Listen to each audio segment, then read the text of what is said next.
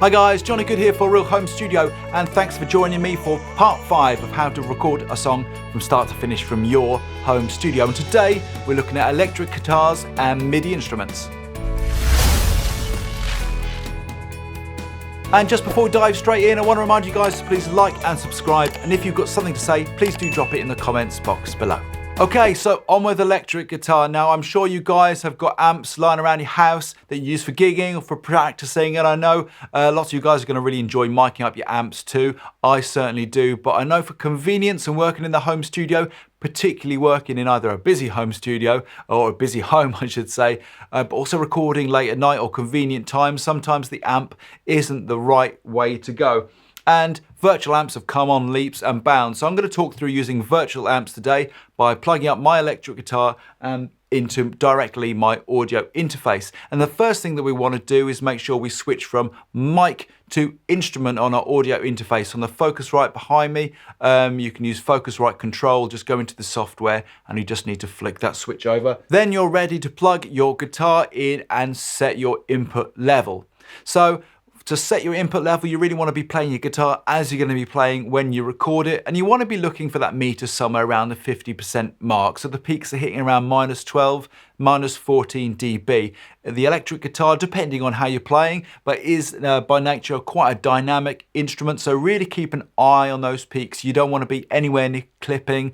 Clipping will really ruin your recording. So keep a good eye on that and make sure you got your level around right, averaging somewhere around the middle of the meter. Once you've got your levels where you want them, you can then head over into your DAW, and the first thing you want to do is select the correct input that corresponds, obviously the input where you've inputted your electric guitar.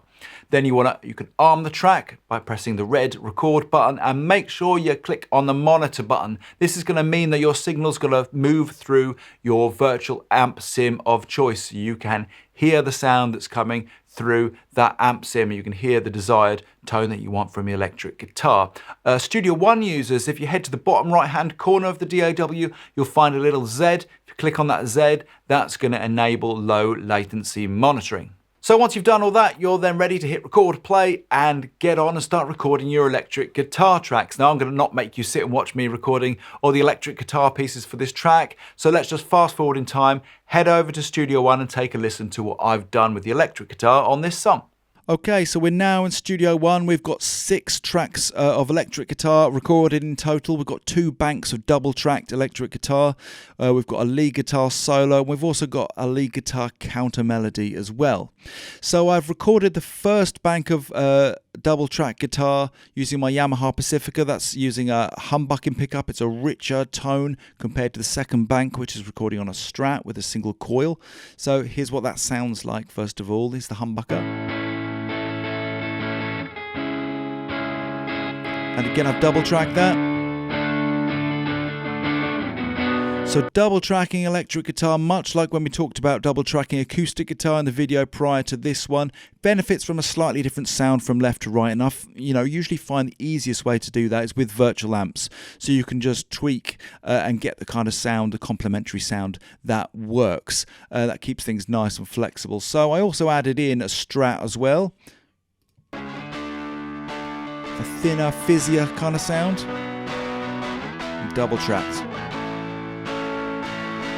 And together I found they complemented each other pretty well and just helped stack and bring a bit more thickness to that electric guitar sound. So I also recorded a solo.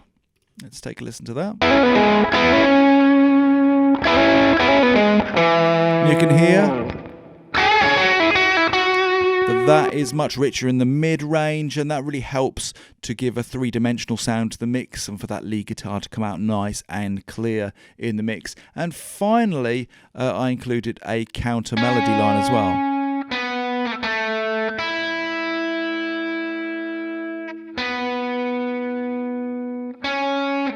And that brings me on really nicely to the second part of this video, which is talking about using virtual instruments.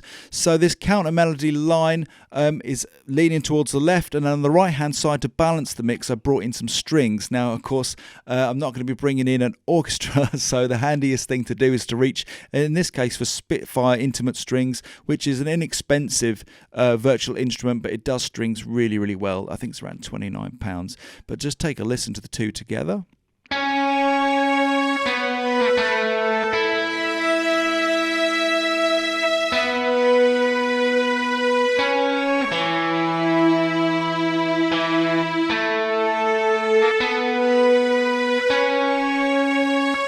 Now I've mixed down intimate strings into an audio file just to help save space when I come onto the mixing process. But I've got one other instrument which I've used, a virtual instrument which I've used, and I've kept that instrument within the MIDI format. So here we've got MK Murlitzer, which is an organ.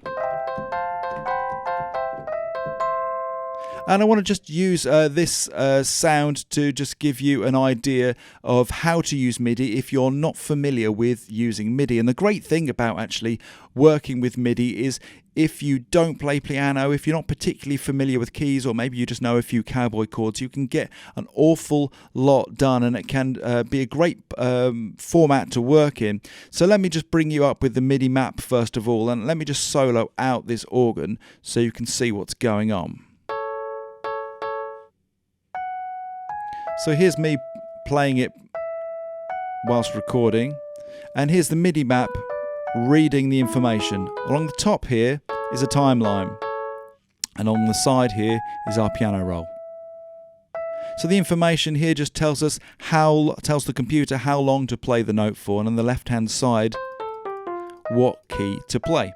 So you can play this with a mouse, but that would be pretty time consuming, so the easiest way to do it is with a MIDI controller, and these are super inexpensive. So let me just show you on this side how easy it is to write into a MIDI map. Let me just open that a bit more, and we'll send some information via the controller into our MIDI map.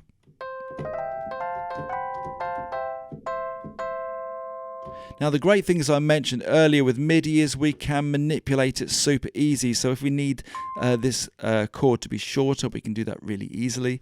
And if we indeed want to bring it up and down, or down onto the piano roll, it's super easy as well. If you play a bum note, you can easily correct it within MIDI. You can quantize it, you can get everything in time, and it's a great format to work with. And of course, using virtual instruments helps give us another dimension to our recording, because there's no way that I would, for instance, be able to get a choir or an orchestra or indeed a Rhodes piano to fit into my home studio. Okay, so let's just take a listen to that particular instrument working alongside the acoustic guitar at the start of this mix.